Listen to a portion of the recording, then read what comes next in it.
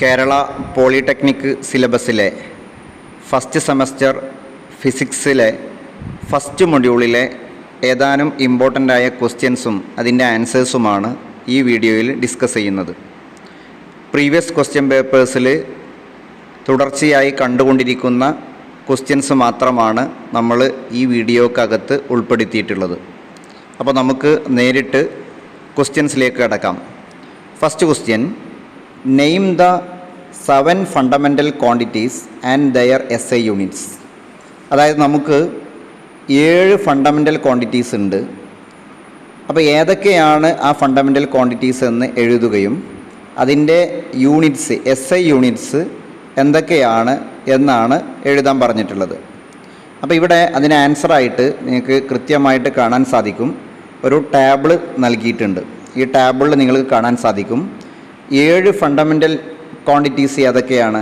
First one length ആണ്, second one mass ആണ്, third one time ആണ്, ഫോർത്ത് വൺ കറണ്ട് ആണ്, fifth one temperature, sixth one luminous intensity, seventh one amount of substance. ഇങ്ങനെ 7 fundamental quantities ആണ് നമുക്കുള്ളത്. അപ്പോൾ ഇതിൽ ലെങ്ത്തിൻ്റെ യൂണിറ്റ് എന്ന് പറയുന്നത് മീറ്റർ ആണ്. അതിനെ നമ്മൾ ഡിനോട്ട് ചെയ്യുന്നത് സ്മോൾ ലെറ്റർ M ഉപയോഗിച്ചിട്ടാണ്. അതുപോലെ മാസിൻ്റെ യൂണിറ്റ് കിലോഗ്രാം ആണ്. അതിനെ നമ്മൾ ഡിനോട്ട് ചെയ്യുന്നത് kg എന്നുള്ള രൂപത്തിലാണ്. അതുപോലെ ടൈമിൻ്റെ യൂണിറ്റ് സെക്കൻഡാണ്. അതിനെ നമ്മൾ ഡിനോട്ട് ചെയ്യുന്നത് S കൊണ്ടാണ്, സ്മോൾ ലെറ്റർ S കൊണ്ടാണ്. അതുപോലെ കറണ്ടിൻ്റെ യൂണിറ്റ് ആംബിയർ ആണ്. അതിനെ നമ്മൾ ഡിനോട്ട് ചെയ്യുന്നത് ക്യാപിറ്റൽ A കൊണ്ടാണ്. പിന്നെ ടെമ്പറേച്ചറിൻ്റെ യൂണിറ്റ് കെൽവിനാണ്, SI യൂണിറ്റ് കെൽവിനാണ്. അതിൻ്റെ ഡിനോട്ട് ചെയ്യുന്നത് ക്യാപിറ്റൽ K വെച്ചിട്ടാണ്. പ്രത്യേകം ശ്രദ്ധിക്കണം, ടെമ്പറേച്ചറിൻ്റെ SI യൂണിറ്റ് കെൽവിനാണ്, എന്തല്ല സെൽഷ്യസ് അല്ല എന്നുള്ളത് പ്രത്യേകം ശ്രദ്ധിക്കുക. പിന്നെ ലൂമിനസ് ഇൻറ്റൻസിറ്റിയുടെ യൂണിറ്റ് കാൻഡിലയാണ്. അതിന് നമ്മൾ CD എന്നാണ് ഡിനോട്ട് ചെയ്യുന്നത്. അതുപോലെ എമൗണ്ട് ഓഫ് സബ്സ്റ്റൻസിനെ യൂണിറ്റ് മോൾ എന്നാണ്. നമ്മൾ MOL എന്നാണ്, മോൾ എന്ന രൂപത്തിലാണ് ഇതിനെ നമ്മൾ എന്ത് ചെയ്യുന്നത്, ഡിനോട്ട് ചെയ്യുന്നത്. അപ്പം ഇത്രയുമാണ് 7 ഫണ്ടമെൻ്റൽ ക്വാണ്ടിറ്റീസ്, അതിൻ്റെ യൂണിറ്റ്സ്, അതിൻ്റെ സിമ്പൽ എല്ലാം കൃത്യമായി നമ്മൾ ഈ ടേബിളിനകത്ത് പറഞ്ഞിട്ടുണ്ട്. അപ്പോൾ ഇങ്ങനെ ഒരു ക്വസ്റ്റ്യൻ വന്നു കഴിഞ്ഞാൽ നിങ്ങൾ ഈ ടേബിൾ ഇതുപോലെ എന്ത് ചെയ്യണം, എഴുതി വെക്കണം. ഓക്കെ. അപ്പോൾ നമുക്ക് സെക്കൻഡ് ക്വസ്റ്റ്യൻ നോക്കാം. Question 2, define momentum and write expression for momentum. Momentum എന്താണെന്ന് നമ്മൾ ഡിഫൈൻ ചെയ്യണം. അതുപോലെ മൊമെൻറ്റം കണ്ടുപിടിക്കുന്നതിന് വേണ്ടിയിട്ടുള്ള ഇക്വേഷൻ, അതിൻ്റെ എക്സ്പ്രഷൻ നമ്മൾ എന്ത് ചെയ്യണം, എഴുതുകയും വേണം. ഇതാണ് നമ്മളോട് പറഞ്ഞിട്ടുള്ളത്, ഈ ക്വസ്റ്റ്യനകത്ത് പറഞ്ഞിട്ടുള്ളത്. അപ്പോൾ ആദ്യം നമുക്ക് മൊമെൻറ്റം എന്താണ് എന്നുള്ളത് നോക്കാം. മൊമെൻറ്റം എന്താണെന്ന് മനസ്സിലാക്കുന്നതിന് വേണ്ടി ഞാനിവിടെ ഒരു സിമ്പിളായിട്ടുള്ള എന്ത് തന്നിട്ടുണ്ട്, ഒരു ഡയഗ്രം കാണിച്ചിട്ടുണ്ട്. നിങ്ങൾക്കിവിടെ കാണാൻ സാധിക്കും. ഈ ഡയഗ്രത്തിൽ ഇവിടെ നമുക്ക് ഒരു ബോഡിയുണ്ട്, ഒരു ഒബ്ജക്റ്റ്, ഒരു വസ്തുവുണ്ട്. നമ്മൾ എന്തെങ്കിലും ഒരു വസ്തു ഒരു സ്ഥലത്ത് പ്ലേസ് ചെയ്തു എന്ന് വിചാരിക്കാം.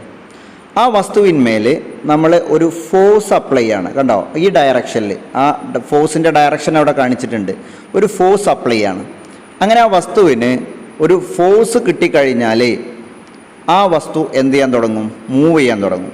ഏത് ഡയറക്ഷനിലാണ് മൂവ് ചെയ്യുക, അതിന് ഫോഴ്സ് കിട്ടിയ അതേ ഡയറക്ഷനിലാണ് എന്ത് ചെയ്യുക, മൂവ് ചെയ്യുക. അപ്പോൾ ഒരു ഒബ്ജക്റ്റിൽ, ഒരു ബോഡിയിൽ ഫോഴ്സ് അപ്ലൈ ചെയ്ത് കഴിഞ്ഞാൽ ആ ഒബ്ജക്റ്റ് എന്ത് ചെയ്യാൻ തുടങ്ങും, അവിടെ നിന്ന് മൂവ് ചെയ്യാൻ തുടങ്ങും. അതാണ് നമ്മളിവിടെ എഴുതിയിട്ടുള്ളത്.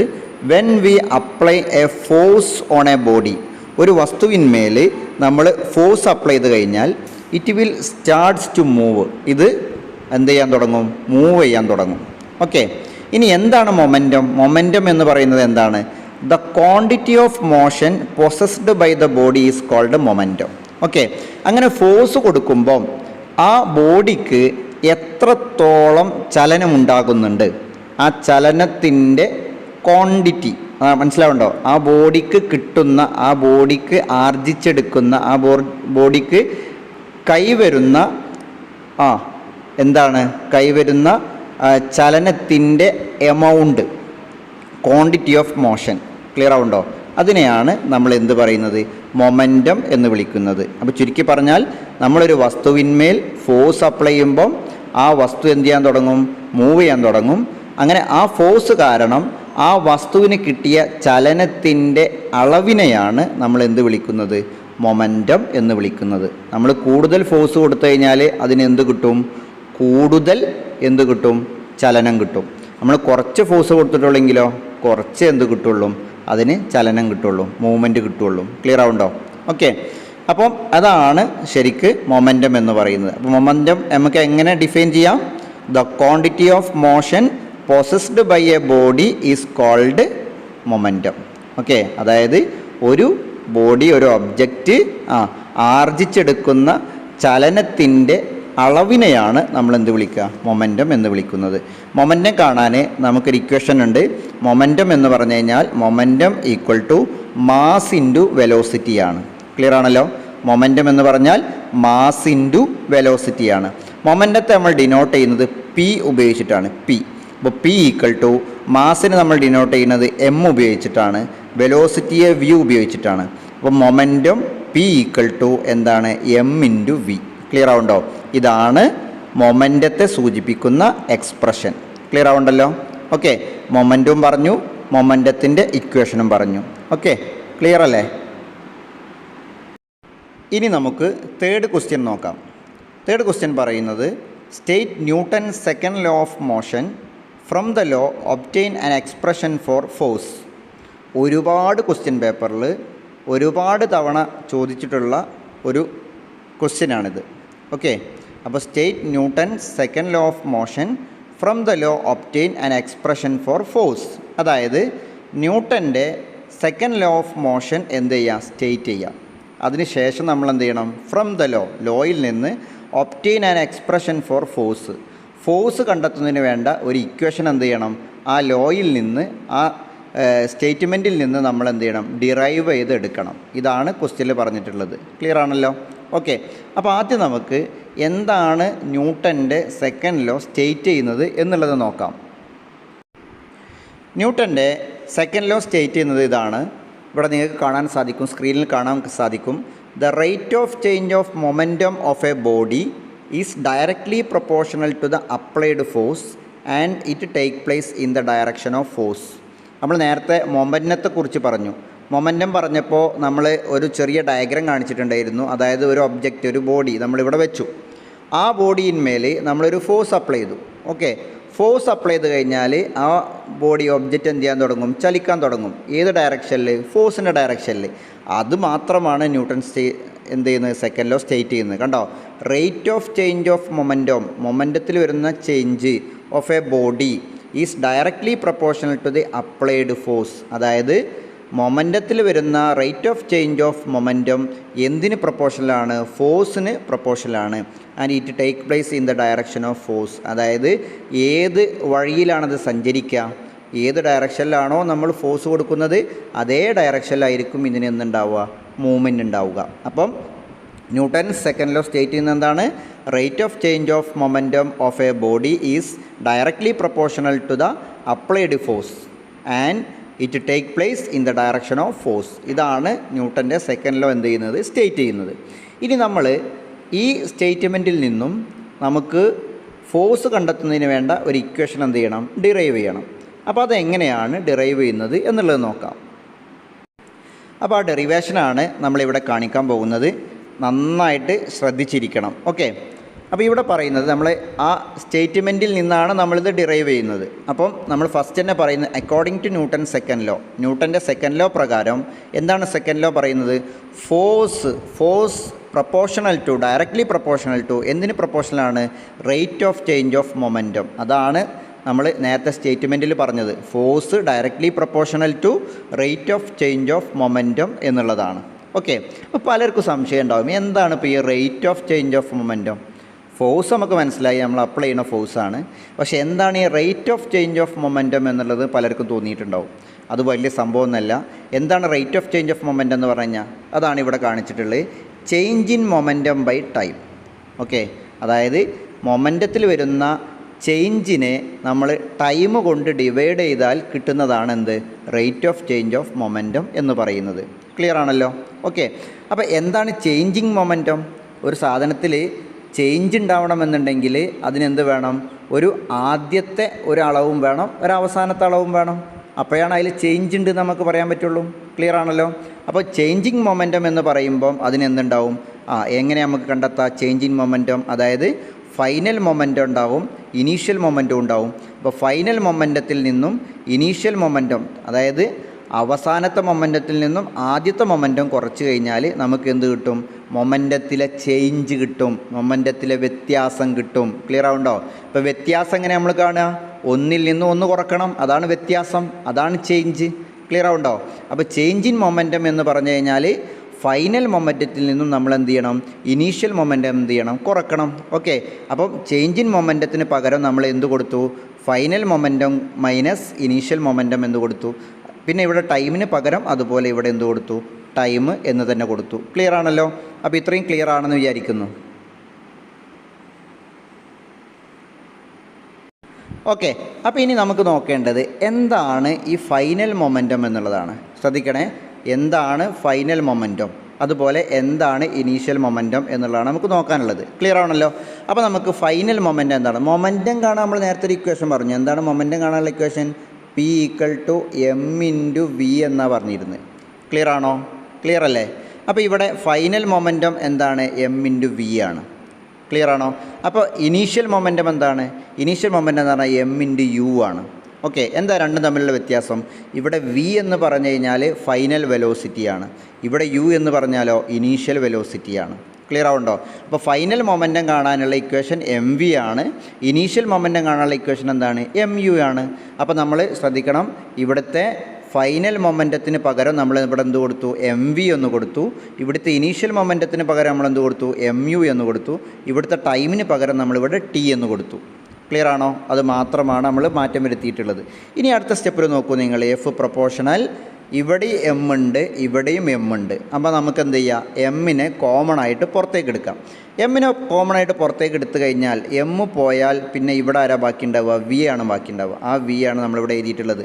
മൈനസ്, ഇവിടുത്തെ മൈനസ് അതുപോലെ ഇങ്ങോട്ടിട്ടു. ഇവിടെ എം പോയാൽ ആരാ ബാക്കി ഉണ്ടാവുക? യു ആണ് ഉണ്ടാവുക. ആ യു ആണ് ഇവിടെ എഴുതിയിട്ടുള്ളത്. ക്ലിയർ ആണോ? അപ്പോൾ m/v-u എന്ന് കൊടുത്ു. ഇവിടുത്തെ ടി അതുപോലെ ഇവിടെ കൊടുത്തു. ക്ലിയർ ആണല്ലോ? അപ്പോൾ നമ്മളിപ്പോൾ എന്താ ചെയ്തത്? ഒന്നും കൂടി പറയാം.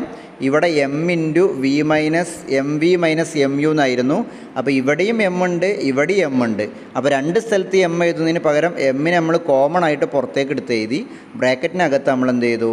v-u എന്ന് എഴുതി. ഇവിടുത്തെ ടി അതുപോലെ ഇവിടെ കൊടുത്തു. ഇത്രയാണ് നമ്മൾ ചെയ്തിട്ടുള്ളൂ. ഇനി ഇവിടെ നോക്കണം നിങ്ങൾ, ഈ സാധനം ഉണ്ടല്ലോ v-u/t. v എന്ന് പറഞ്ഞാൽ ഞാൻ നിങ്ങളോട് പറഞ്ഞു ഫൈനൽ വെലോസിറ്റിയാണ്. അതുപോലെ യു എന്ന് പറഞ്ഞു കഴിഞ്ഞാലോ ഇനീഷ്യൽ വെലോസിറ്റിയാണ്. അപ്പം final velocity minus initial velocity by ടൈമാണിത്. അപ്പോൾ v-u/t എന്ന് പറഞ്ഞു കഴിഞ്ഞാൽ അത് എ ആണ്. എ എന്ന് പറഞ്ഞു കഴിഞ്ഞാൽ ആക്സിലറേഷൻ. അത് മനസ്സിലാക്കുക. അപ്പോൾ v-u/t എന്നുള്ളതാണ് ആക്സിലറേഷനുള്ള ഇക്വേഷൻ. അപ്പം ആക്സിലറേഷൻ ഇക്വേഷൻ എന്താണ്? v-u/t. അപ്പോൾ നമുക്ക് ഈ ഇക്വേഷനിൽ എന്ത് ചെയ്യാം? ഈ v-u/tക്ക് പകരം നമുക്ക് എന്ത് കൊടുക്കുക? ആക്സിലറേഷൻ എ എന്ന് കൊടുത്തൂടെ? v-u/t എന്താണ്? ആക്സിലറേഷനാണ്. അപ്പോൾ അതിന് പകരം നമുക്ക് എന്ത് കൊടുക്കുക? എ എന്ന് കൊടുക്കുക. അപ്പോൾ നിങ്ങൾ ശ്രദ്ധിച്ച് നോക്കൂ, ഇവിടെ നോക്കൂ, ഇവിടുത്തെ എം അതുപോലെ ഇവിടെ എഴുതി. ഈ v-u/tക്ക് പകരം നമ്മൾ എന്ത് കൊടുത്തു? എ എന്ന് കൊടുത്തു. ക്ലിയർ ആണോ? ഈ മാറ്റമാണ് നമ്മൾ വരുത്തിയത്. അപ്പോൾ നമുക്ക് എന്ത് കിട്ടി? F directly proportional to M A എന്ന് കിട്ടി. ഇനി നമുക്ക് എന്ത് ചെയ്യണം? ഈ പ്രൊപ്പോർഷണാലിറ്റി ചിഹ്നം എന്ത് ചെയ്യണം? മാറ്റണം. പ്രൊപ്പോർഷണാലിറ്റി ചിഹ്നം മാറ്റിയിട്ട് നമുക്ക് എന്ത് ചെയ്യണം?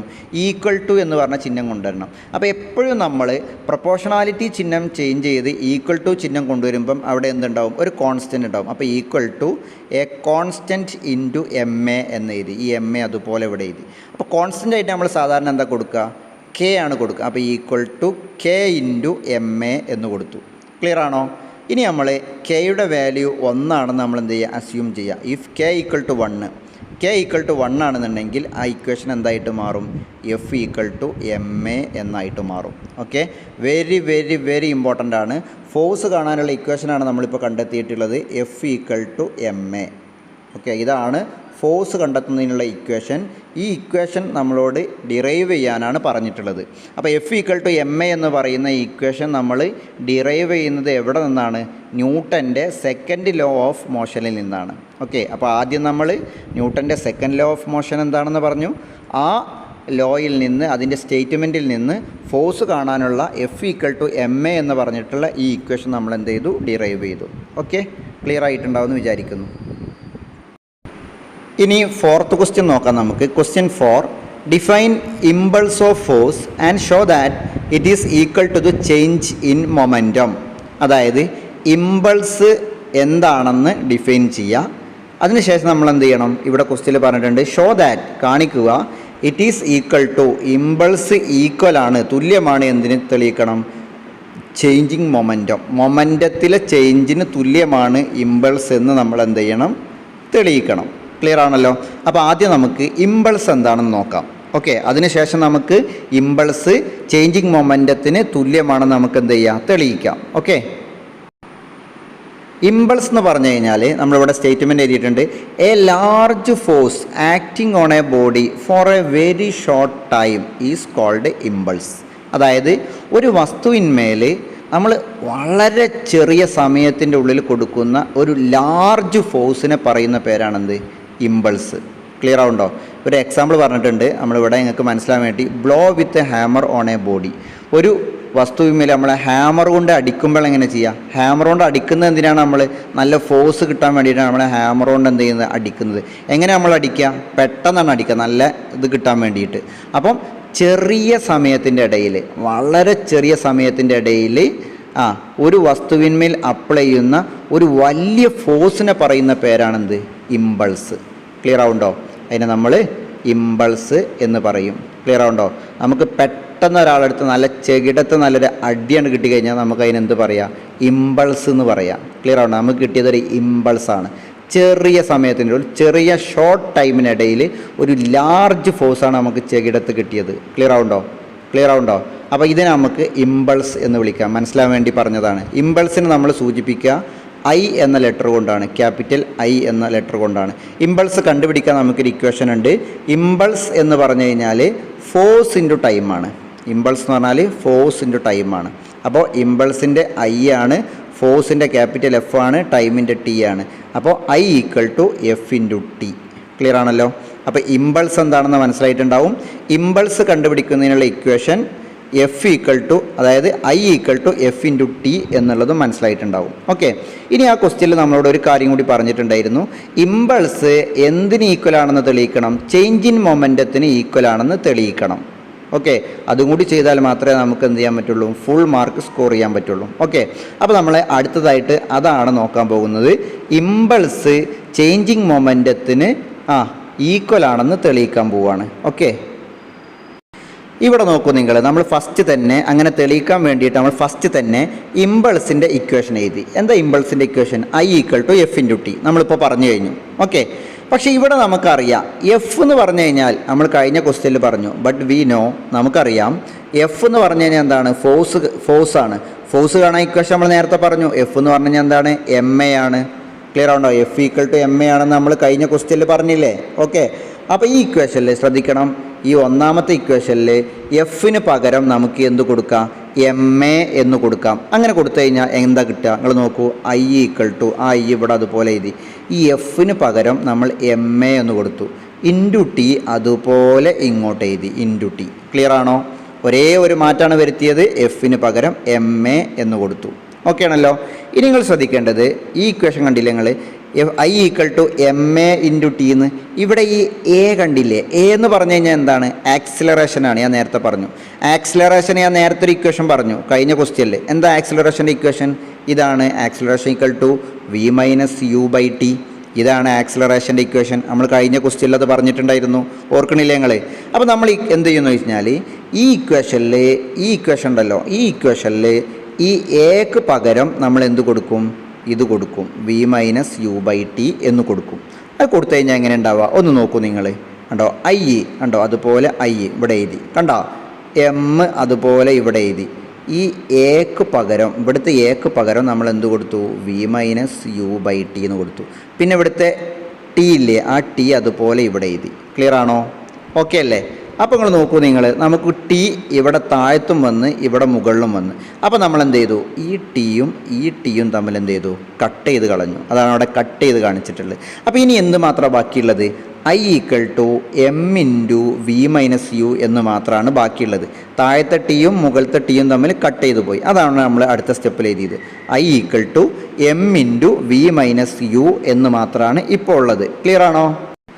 നമ്മൾ അടുത്ത സ്റ്റെപ്പിൽ എന്ത് ചെയ്തു, ആ ബ്രാക്കറ്റ് ഒന്ന് പൊട്ടിച്ചു. ഓക്കെ, ബ്രാക്കറ്റ് പൊട്ടിച്ചാൽ എന്താ കിട്ടുക? ഇങ്ങനെയാണുള്ളത്, I equal to M into V minus U എന്ന് ഇനി. അപ്പോൾ ഈ എമ്മിനെ നമ്മൾ ആദ്യം ഈ വി കൊണ്ട് ഗുണിച്ചു. അപ്പോൾ നമുക്ക് എന്താ കിട്ടുക? എം വി എന്ന് കിട്ടും. ക്ലിയർ ആവുണ്ടോ?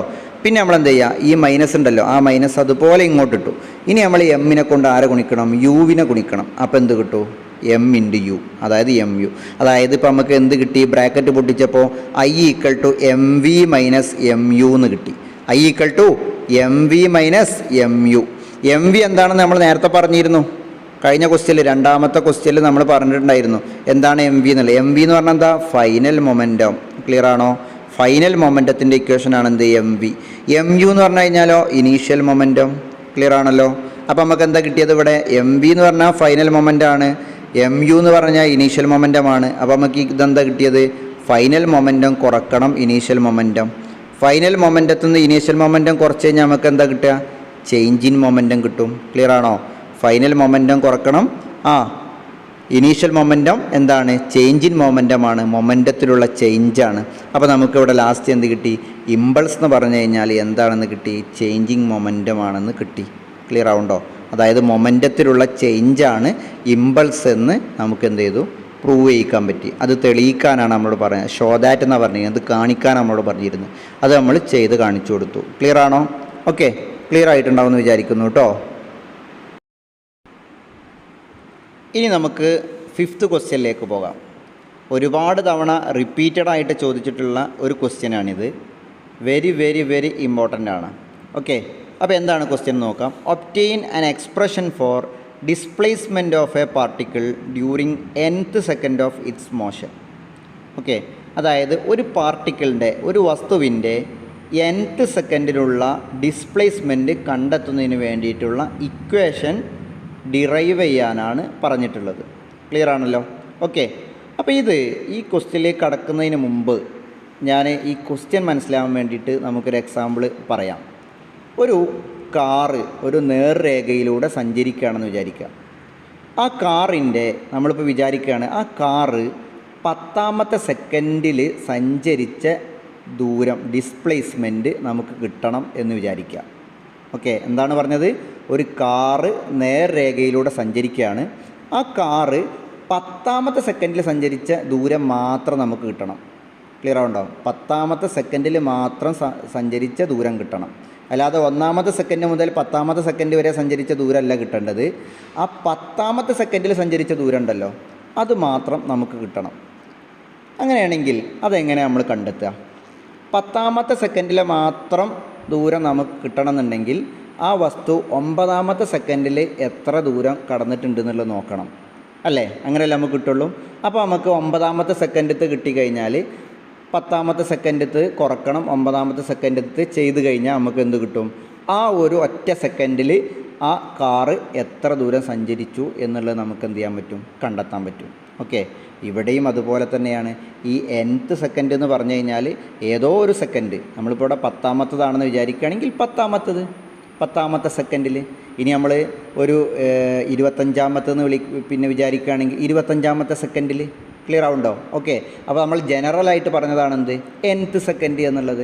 അപ്പോൾ എപ്പോഴും നമുക്ക് ഒരു പെർട്ടിക്കുലർ സെക്കൻഡിലെ ഡിസ്റ്റൻസ് കിട്ടണമെന്നുണ്ടെങ്കിൽ ആ ഒരു സെക്കൻഡിലെ ഡിസ്റ്റൻസ് കിട്ടണമെന്നുണ്ടെങ്കിൽ, ഡിസ്പ്ലേസ്മെൻറ്റ് കിട്ടണമെന്നുണ്ടെങ്കിൽ അതിന് തൊട്ട് മുമ്പത്തെ സെക്കൻഡിലെ എന്ത് കിട്ടേണ്ടി വരും? ഡിസ്പ്ലേസ്മെൻറ്റ് കിട്ടി അതിന്ന് ഇതെന്ത് ചെയ്യേണ്ടി വരും? കുറയ്ക്കേണ്ടി വരും. അങ്ങനെയാണ് നമ്മൾ ചെയ്യുക. ഓക്കെ, ക്ലിയർ ആണല്ലോ? അപ്പോൾ എങ്ങനെയാണ് നമ്മളിത് കണ്ടെത്തുക എന്നുള്ളത് നിങ്ങൾക്ക് പിന്നെ മനസ്സിലായിട്ടുണ്ടാവുമെന്ന് വിചാരിക്കുകയാണ്. ഇനി അതിലേക്ക് കടക്കുന്നതിന് മുമ്പ് നിങ്ങളോട് പറയാനുള്ള മറ്റൊരു കാര്യം, നിങ്ങൾക്ക് നിർബന്ധമായും അറിഞ്ഞിരിക്കേണ്ട ഒരു ഇക്വേഷൻ ഉണ്ട്. ആ ഇക്വേഷൻ എന്താണ്?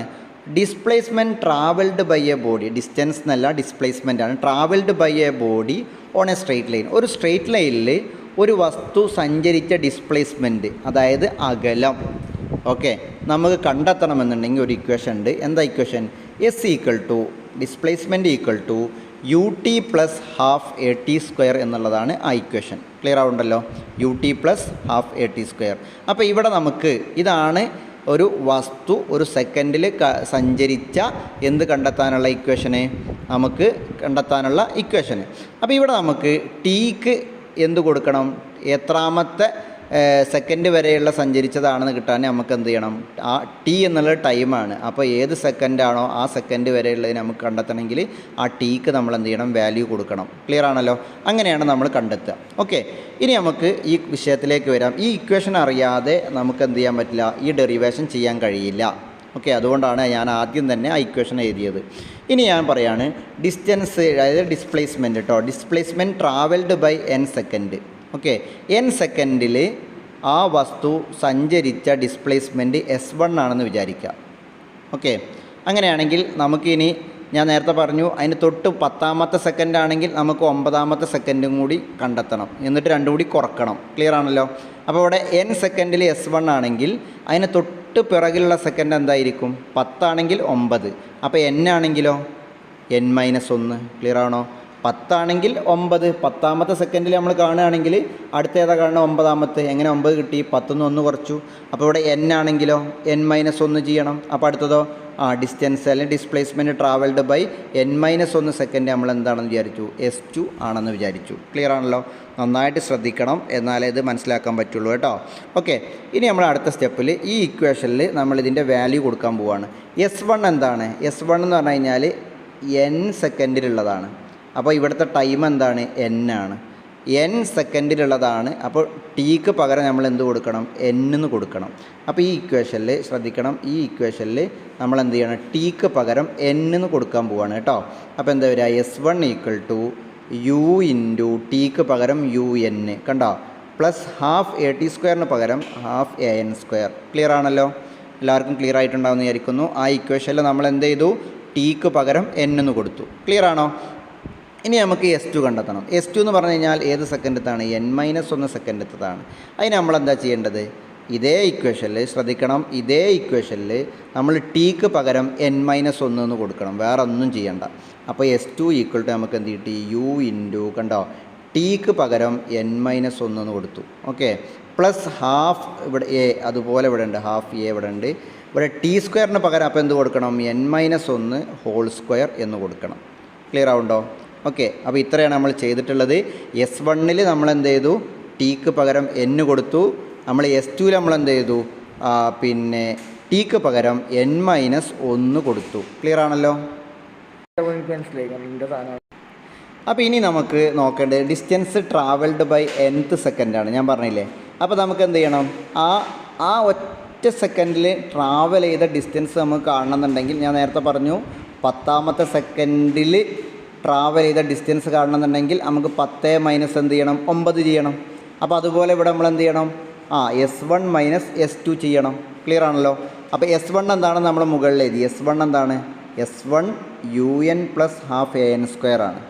മൈനസ് എന്ത് ചെയ്യണം? കുറക്കണം. S2 എന്താണ്? നമ്മൾ നേരത്തെ എഴുതി u into n-1 plus half A into n-1 whole square. Clear ആണല്ലോ? അതെഴുതി.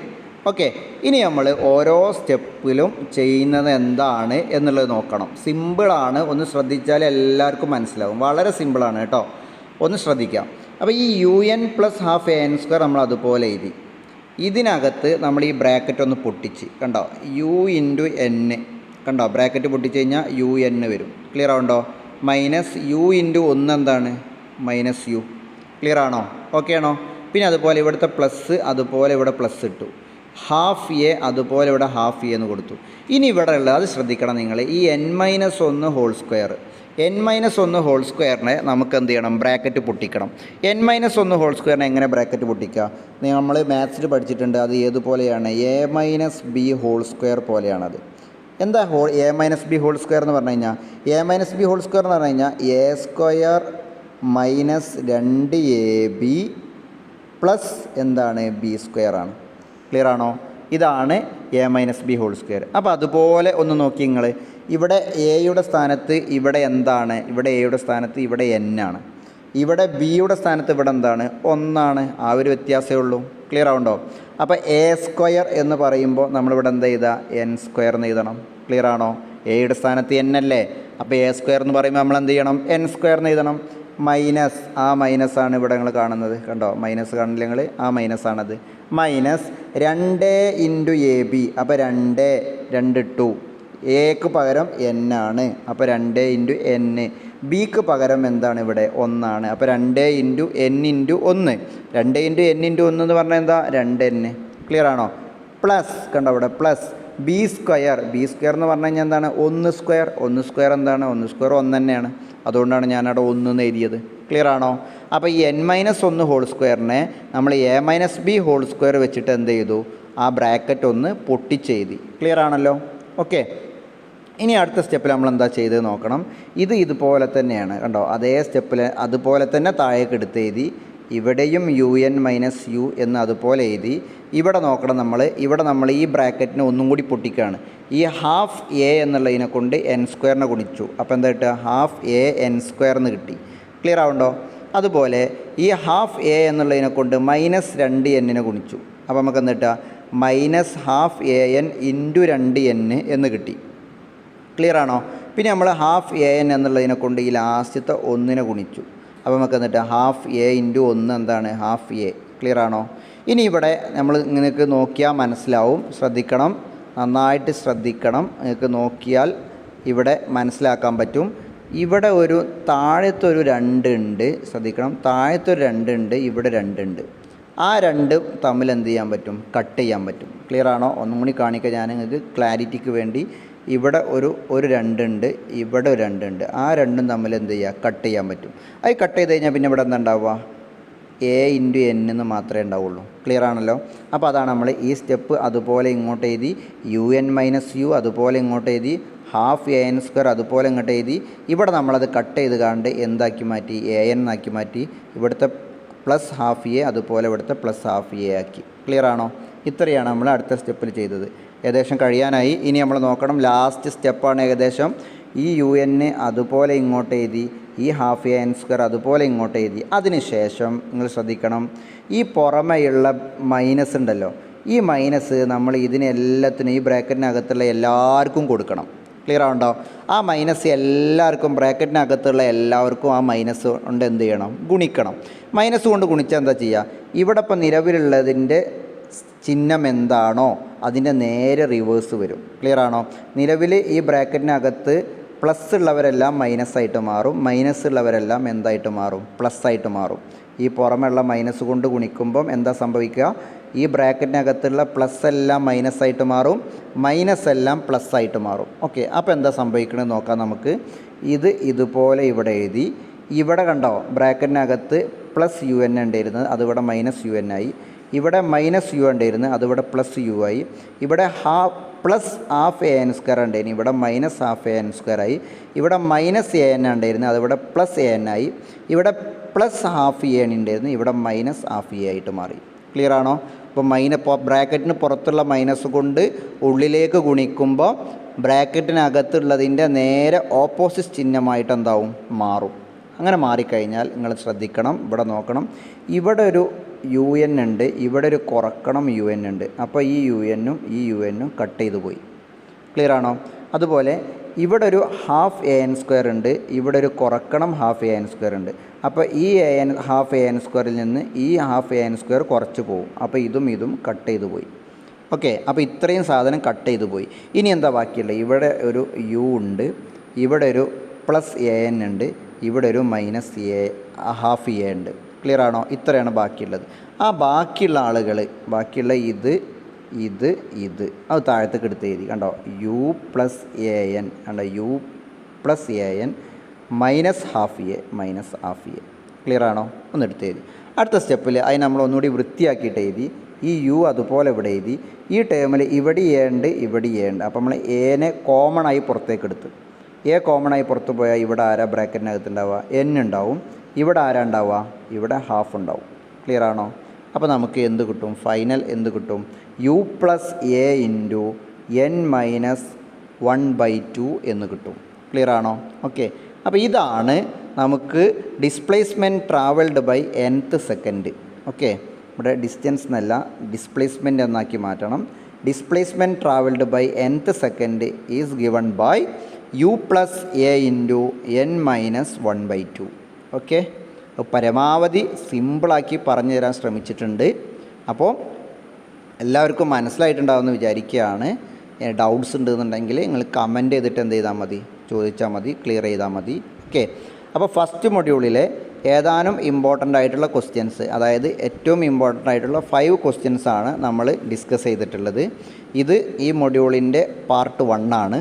ഇനി നമ്മൾ ഇതിൻ്റെ പാർട്ട് 2, അതായത് ഈ മൊഡ്യൂളിലെ ഒരു 3-4 ക്വസ്റ്റ്യന് കൂടി ഇമ്പോർട്ടൻ്റ് ആണ്. അങ്ങനെ മോസ്റ്റ് ഇമ്പോർട്ടൻ്റ് ആയിട്ടുള്ള ഒരു 3-4 ക്വസ്റ്റ്യന് കൂടി ഈ മൊഡ്യൂളിൽ നമ്മൾ ഡിസ്കസ് ചെയ്യും. അത് പാർട്ട് 2 ആയിട്ട് നിങ്ങൾക്ക് ലഭിക്കുന്നതായിരിക്കും. Okay, thank you for watching.